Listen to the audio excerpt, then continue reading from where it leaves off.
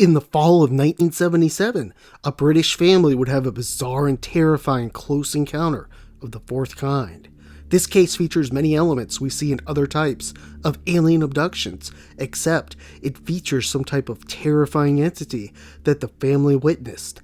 In addition to this, several of the family members' memories of the event seem to have returned bit by bit over the years, eventually leading to a pretty complete picture of what happened that night.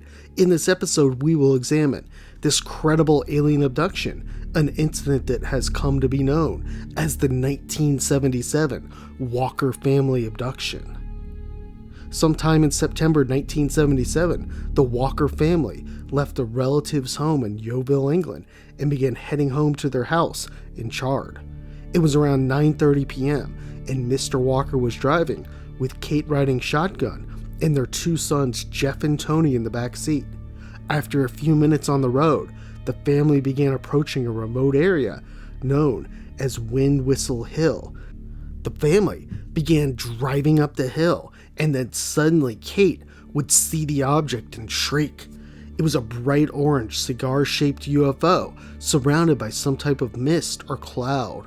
The rest of the family would quickly spot it too. The initial reaction was more of confusion. Mr. Walker pointed out there was a power station right under it, and maybe it had to do with that. But him and Kate quickly reasoned that didn't make sense. The car kept approaching the object, which was around 1,000 feet in the air, and according to Kate's estimates, 200 to 300 feet in length. Kate then glanced over at a nearby hotel, and oddly, all the lights were out. This was very strange, and seemingly the craft had somehow killed the power in the building.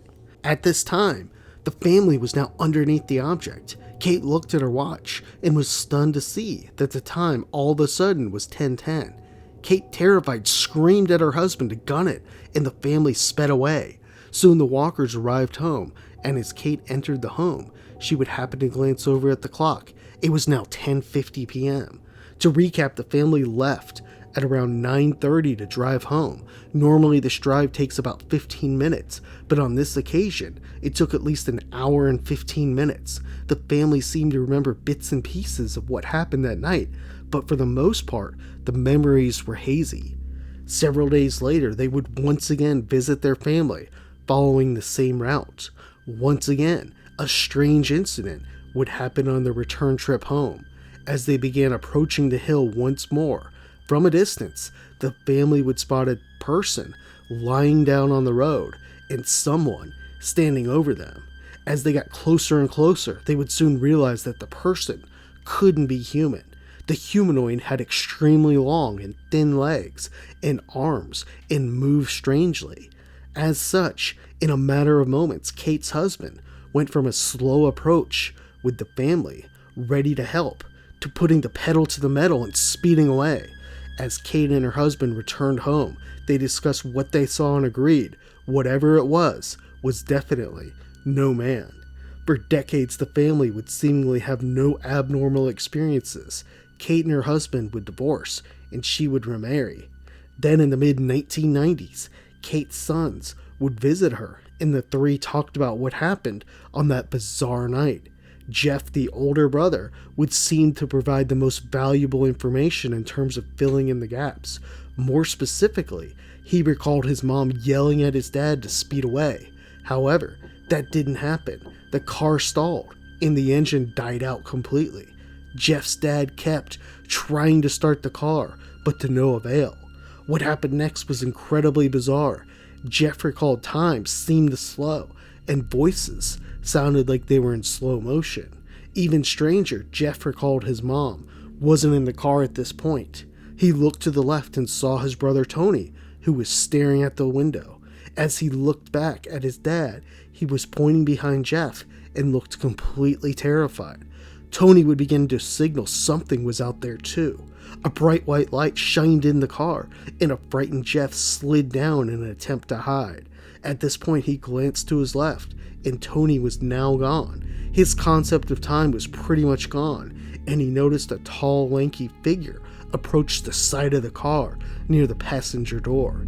He could see the face, which looked somewhat human, but he knew It was not. The humanoid began bending over and looking in the car. It looked at him, and Jeff somehow knew it was his turn to go up. All 4 of the family would be taken.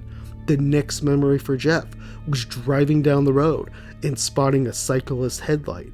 Interestingly, this was Kate's next memory after yelling at her husband to step on it.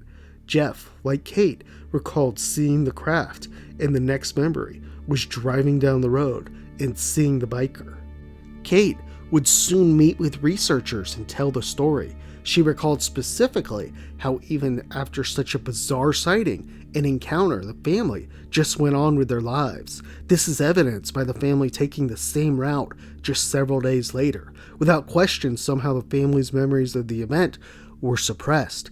This is not uncommon, but in this case it's surely interesting how many of Jeff's came back. Some ufologists suggested hypnosis to Kate, but ultimately she decided against it, perhaps fearing the entire truth. Still, what can we make of this case? The Walker abduction is surely an interesting one, and features many characteristics we see in other incidents, such as missing time, the bright white light, and the cigar-shaped UFO. In addition, they have memories of what happened on the craft, but memories of the UFO and the encounter were somewhat hazy. This is something we see all too often, something individuals do hypnotic therapy for to remember the events. One other thing that lends support to the Walker story is that the late 70s was a time of many alien abduction reports. Even more so, the area they resided in had multiple reports, albeit most of the witnesses wished to remain anonymous. Interestingly, one witness reported their encounter in the exact same place the Walker family had theirs. In sum, the Walker case appears to be pretty credible, with multiple witnesses remembering the event. It doesn't appear the family was taken again, but it's surely possible they have been and are just unaware.